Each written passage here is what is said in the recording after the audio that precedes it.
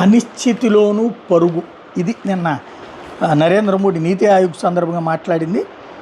ప్రపంచవ్యాప్తంగా అనిశ్చితి, అస్థిరత నెలకొన్న అభివృద్ధి పదంలో భారత్ దూసుకెళ్తోందని నరేంద్ర మోడీ గుర్తు చేశారు.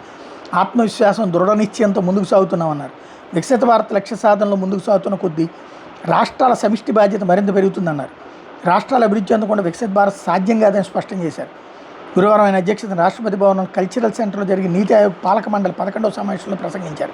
దీని దేశంలోని మొత్తం 28 మంది ముఖ్యమంత్రులు హాజరయ్యారని మండలి ఉపాధ్యక్షుడు అశోక్ కుమార్ లాహిరి చెప్పారు. గతంలో జరిగిన సమావేశంలో బహిష్కరణలు, వాకౌట్లు ఉండేవని, ఈసారి అటువంటిది ఏమీ లేదని వివరించారు.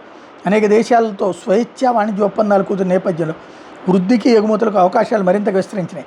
ఈ ఒప్పందాల ద్వారా మధ్య, చిన్నతర పరిశ్రమలకు అంతర్జాతీయ మార్కెట్ల ద్వారాలు తెరుచుకున్నాయి. అంతర్జాతీయ ప్రమాణాలకు అనుగుణంగా పోటీతత్వాన్ని పెంచాయని ప్రధాని సందర్భంగా వివరించారు.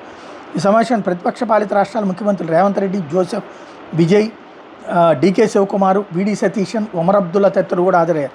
వీళ్ళతో పాటు కేంద్రపాలిత ప్రాంతాల లెఫ్టినెంట్ గవర్నర్లు, పలువురు కేంద్ర మంత్రులు కూడా పాల్గొన్నారు.